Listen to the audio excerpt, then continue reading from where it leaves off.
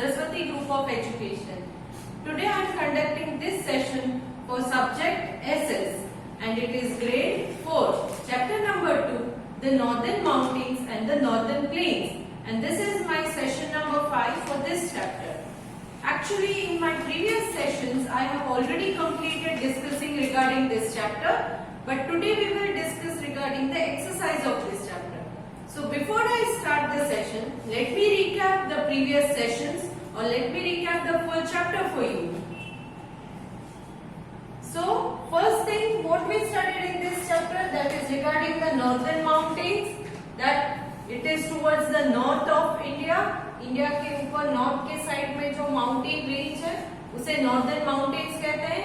And there are 3 parallel ranges running together. 3 parallel range है इसमें से और ये तीनों पैरेलल रेंज का नाम है, first is Himadri, second Himachal, last one Shivalik. So now Himadri is also known as the greater Himalayas, Himachal is also known as the middle Himalayas और the lesser Himalayas, and Shivalik is known as the lower Himalayas. Himadri is always covered with snow and no people live there. पूरे साल snow से covered रहता है जिसकी वजह से वहाँ लोगों का जीना मुश्किल हो जाता है. So no living beings or human beings stay there and no vegetations or plantations also. वहाँ पर कुछ ग्रो भी ज्यादा नहीं होता है because snow covered area है. That is Himadri.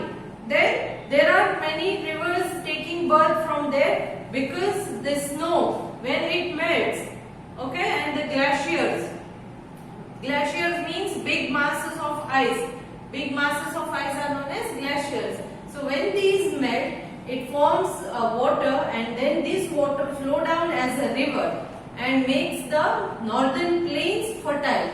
माउंटेन्स में से जब ये ग्लेशियर्स मेल्ट होके पानी बन के नीचे रिवर के फॉर्म में आता है तो ये नीचे जब फ्लो होके स्लोप्स में से, माउंटेन के स्लोप में से फ्लो होके नीचे आने के बाद नॉर्दर्न प्लेन्स में जब ये फ्लो होता है तो इसकी वजह से ये बहुत फर्टाइल रीजन बनता है क्योंकि ये पानी अपने साथ माउंटेन की स्मॉल पार्टिकल्स ऑफ सॉइल जिसे हम सिल्ट कहते हैं वो उसे भी बहाकर अपने साथ ले आता है और नॉर्दर्न प्लेन्स को एकदम फर्टाइल बना देता है. Fertile means good for growing crops, correct.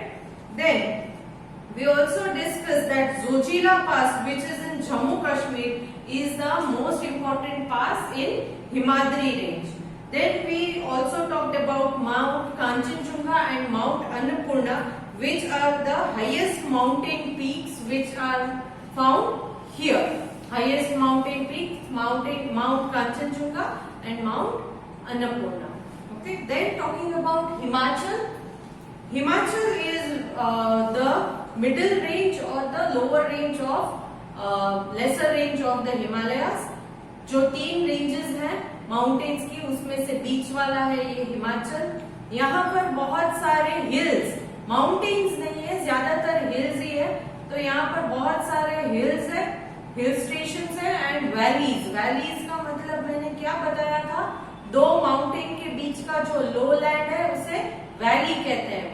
तो आपने वैली शायद नहीं सुना होगा, नई चीज है, मगर वैलीज जो है यहाँ पर भी बहुत छोटे छोटे खूबसूरत गांव बसते हैं जिसमें से अगर मैं गांव के नाम लूंगी तो आपको याद आ जाएगा, मगर आपको ये नहीं पता होगा कि ये एक वैली है. For example Kashmir and Kullu, Kashmir, Kullu और कांगड़ा. कश्मीर, कुल्लू मनाली आपने सुना होगा, कश्मीर सुना होगा, एंड कांगड़ा, कांगड़ा इतना नहीं सुना होगा मगर कश्मीर और कुल्लू तो सुना ही होगा. सुना है ना?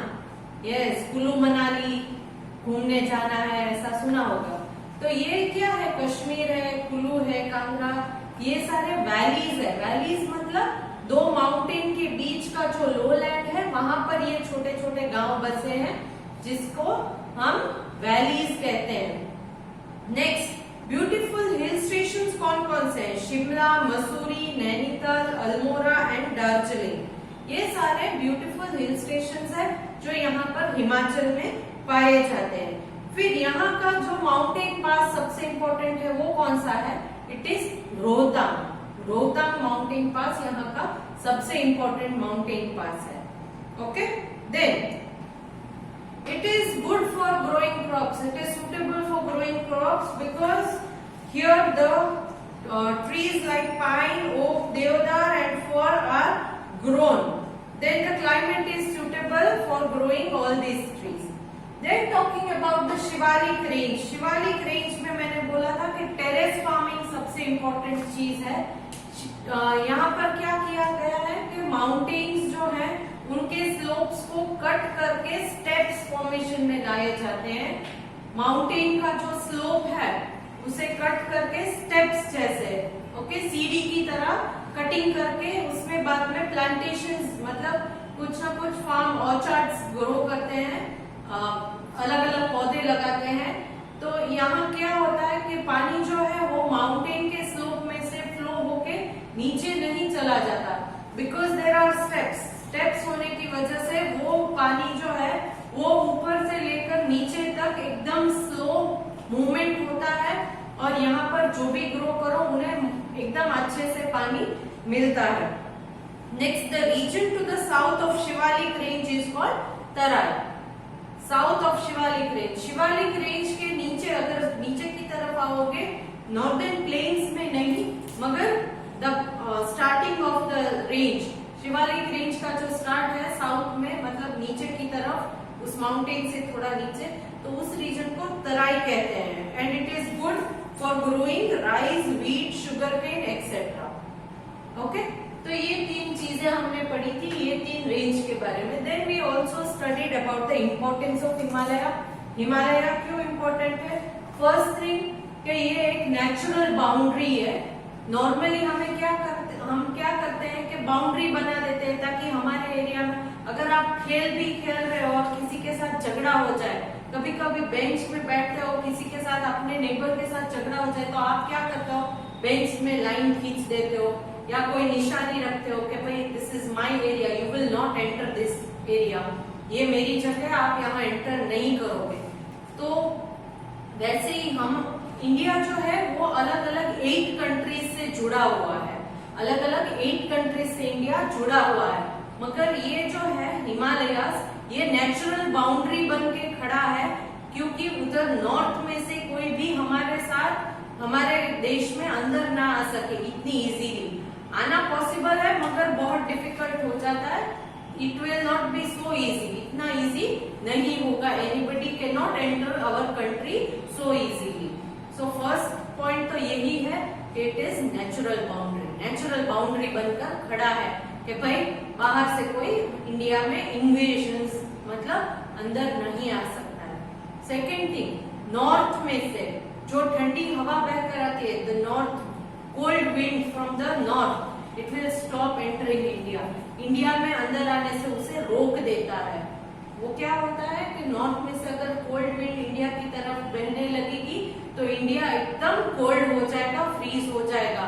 सो ये नॉर्दर्न माउंटेन्स जो है वो उन विंड को ब्लॉक कर देती है, इंडिया में अंदर नहीं आने देती है। Okay, so this is a second point. Now coming to the third point क्या है कि इंडिया में जो रेन बेरिंग विंड है, मतलब कि हमारे यहाँ जो रेन के क्लाउड्स बनते हैं, करेक्ट, वो क्लाउड्स जैसे ही विंड के साथ ऊपर की तरफ नॉर्थ की तरफ बहने लगेंगे तो अगर ये माउंटेन्स नहीं है तो ये इंडिया से बाहर बहकर चले जाएंगे, it will move away from India if these mountains are not there. अगर ये माउंटेन्स वहां नहीं होंगे तो ये क्लाउड्स पूरे के पूरे रेन बेरिंग क्लाउड्स जो है वो इंडिया से बाहर चले जाएंगे। मगर नॉर्दर्न माउंटेन्स होने की वजह से क्या है कि ये क्लाउड्स को रोक देता है और जितनी भी बारिश अगर गिरती है तो वो इंडिया में ही गिरती है और इस वजह से इंडिया के लोगों को बहुत सारा पानी मिलता है and it gets benefit from it. Okay, then next यहाँ पर नॉर्दर्न माउंटेन्स में जैसे कि हमने पढ़ा कि शिवालिक और हिमाद्री रेंज में बहुत सारे फॉरेस्ट, थिक फॉरेस्ट है, प्लांटेशंस है, तो इनमें से हमें क्या मिलता है, टिम्बर, मेडिसिन, रेजिन, ये सब मिलता है। ओके, टिम्बर मीन्स लकड़ी, मेडिसिन मतलब ये जो प्लांट्स या हर्ब्स ग्रो होते हैं ये दवाई के लिए भी काम आते हैं। एंड रेजिन एक स्टिकी सब्सटेंस होता है लिक्विड जैसा, सेमी लिक्विड फॉर्म में। ये नॉर्मली जो फर्नीचर्स है उसके ऊपर करते हैं, that is resin. Then honey भी मिलता है, ओके, हनी भी मिलता है। एंड देन क्योंकि यहाँ पर थिक फॉरेस्ट है तो यहाँ पर वाइल्ड एनिमल्स भी बहुत सारे वेराइटीज के मिल जाते हैं। तो this was the topic regarding the northern mountains, the 3 ranges of northern mountain. Range का मतलब भी मैंने बताया था, चेन ऑफ माउंटेन्स, बहुत सारे माउंटेन्स की अगर चेन बनी हो तो उसे रेंज कहते हैं। Now coming to the northern plains.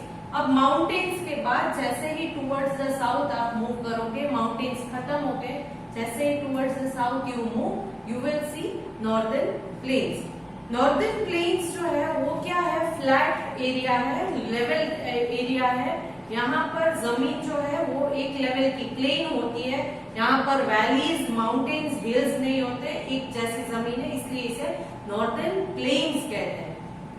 Northern plain में जो ऊपर नॉर्दर्न माउंटेन्स में से रिवर फ्लो होके आती है, उसका पानी जो है अपने साथ सिल्ट को ले आता है। सिल्ट का मतलब fine layer of soil, okay, which is good for growing crops. तो ये सिल्ट जैसे ही आती है तो ये नॉर्दर्न प्लेन्स को फर्टाइल करती है।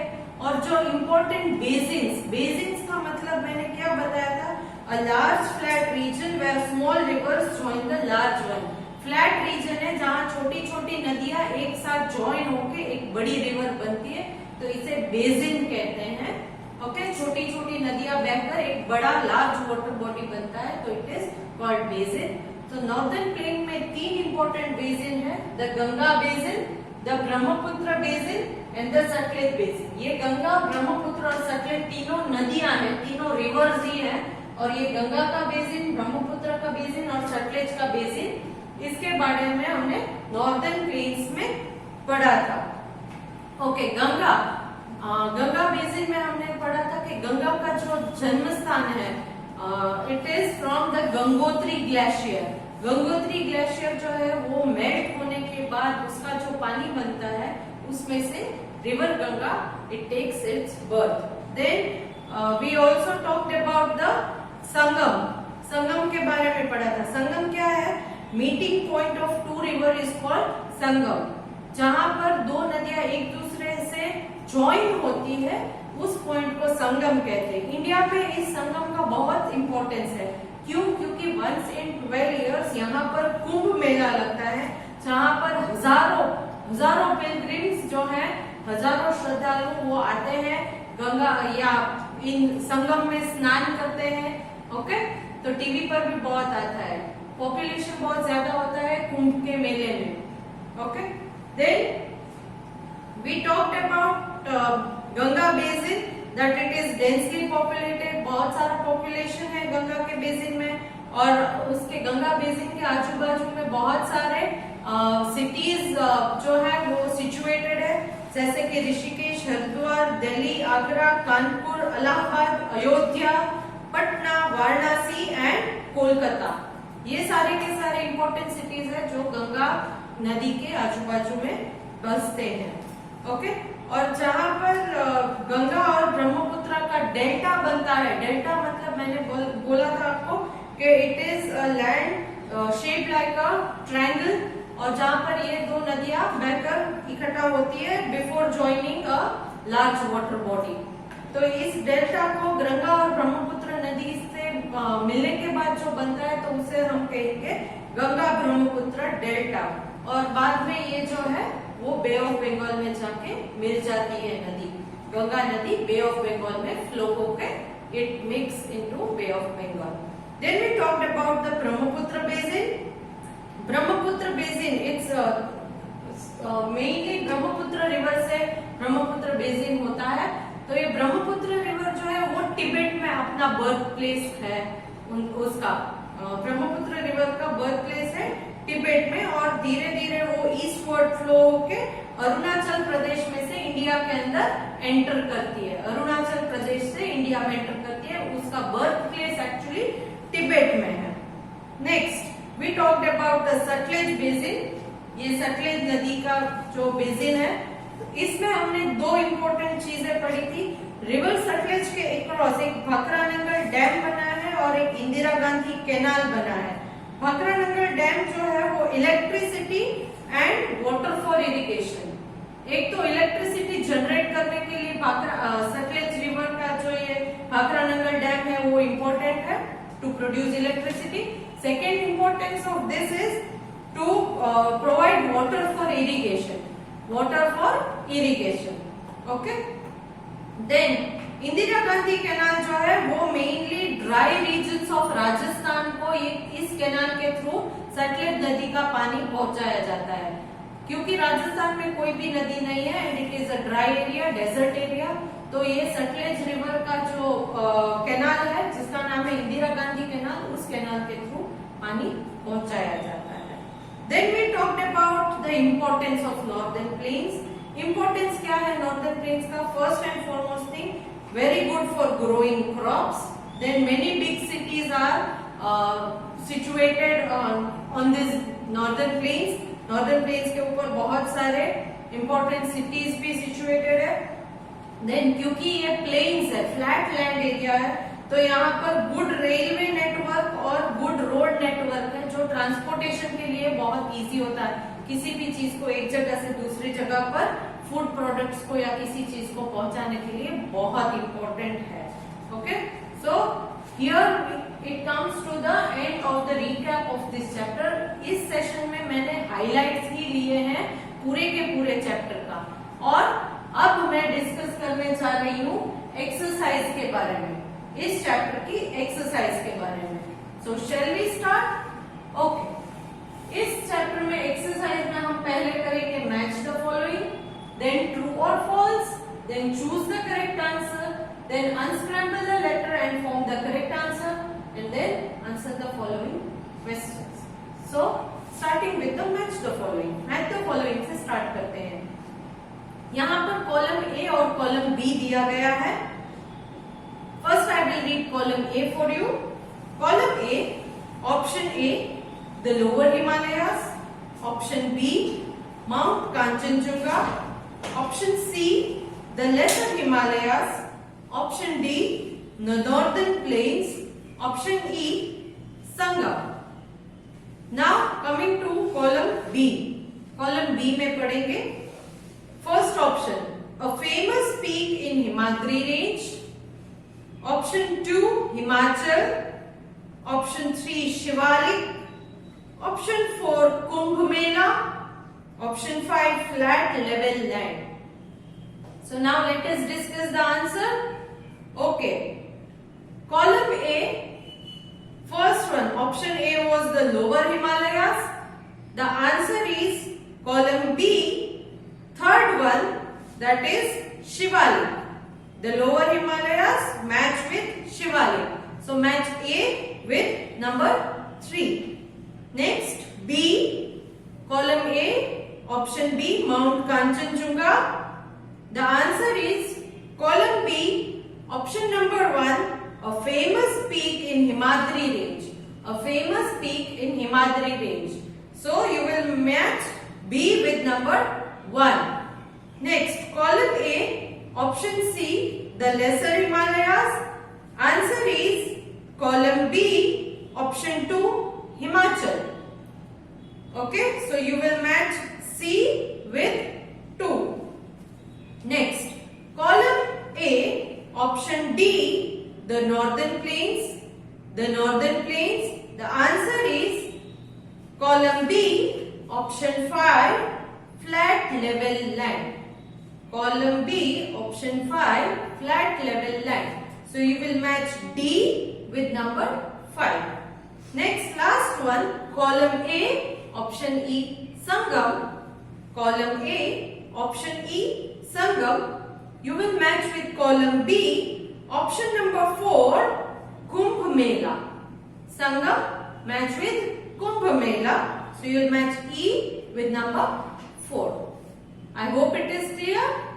So moving to the next question, true or false. So the question is write T for true and F for false. So starting with first question, question A, the northern mountains stretch across the southern boundary of India. Northern mountains stretch across southern boundary of India. Northern mountains है वो southern boundary है India का या northern boundary है? Yes, it is northern boundary. So this is false. Right? F. So first one, it is false. F. Next, question B. Cattle rearing is common in Shivalik range. Cattle rearing is common in Shivalik range. Shivalik range में cattle rearing बहुत common है. Yes, it is true. So write T. Next option or question number C. Darjeeling is located in Himadri range. Darjeeling is located in Himadri range. Darjeeling Himadri range में है. Himadri means the Greater Himalayas. Greater Himalayas में है Darjeeling? No. So it is false. Right? F. Next question D. Perennial rivers have water throughout the year. Perennial rivers have water throughout the year. मैंने बोला था ना perennial river मतलब कि जो कभी सूखती नहीं है, पूरे साल पानी रहता है. So this is true statement. ये statement correct है. So you will write T. Next option E.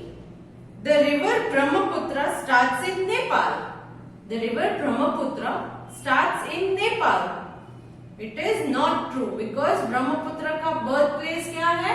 Tibet है, नेपाल नहीं है. So this is F. False. Now next one. Choose the correct answer. Choose the correct answer. Main question 3. Question A. Another name given to Greater Himalayas is. Another name to Greater Himalayas is. Greater Himalayas का और एक नाम कौन सा है? First option Himadri, second Shivalik, third Himachal, fourth Kanchenjunga. Answer is first Himadri. Next question B.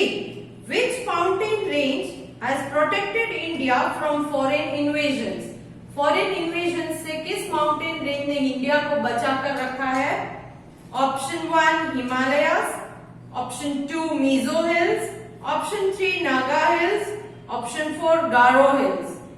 Yes, the correct answer is first one, the Himalayas. Then question C.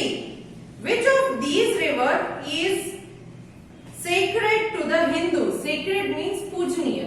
कौन सी river Hindus के लिए बहुत पूजनीय है, भगवान के स्थान पर है?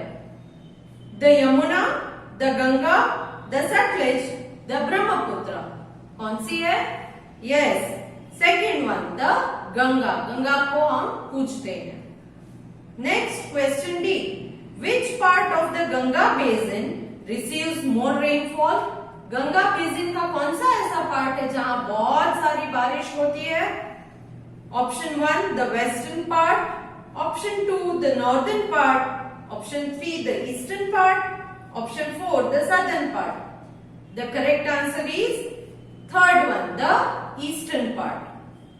Next, question E. The Bhakra Nangal Dam has been built on the river. The Bhakra Nangal Dam has been built on the river. Dash. कौन सी रिवर पर भाखरा नंगल डैम बना है? First Ganga, second Brahmaputra, third Yamuna, fourth Sutlej. So the correct answer is 4, Satluj. Now coming to main question number 4. Unscramble the letters to form the correct word. Unscramble the letters to form the correct word. Question A.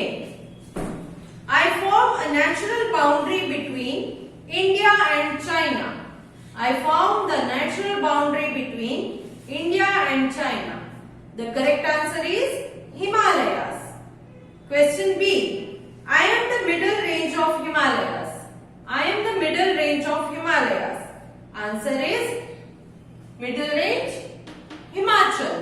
Middle range is Himachal. Question number C. My soil is very fertile. My soil is very fertile. That is Ganga basin. Ganga basin. Answer is Ganga basin.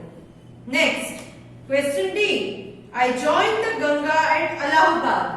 I joined the Ganga at Allahabad. Ganga से कौन जाकर join करता है अलाहाबाद में? Yes, the answer is Yamuna. River Yamuna. Next, question E. I am the largest delta in the world. I am the largest delta in the world.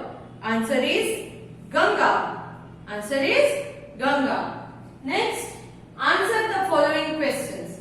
Now here they have given you 6 questions. 6 questions है जिसके answers आपको लिखने हैं, मगर मैं इस video के साथ आपको अपनी CW वर्क का PDF भेज रही हूँ जिसमें से आप देखकर आंसर लिख सकते हो. So here we come to the end of this chapter.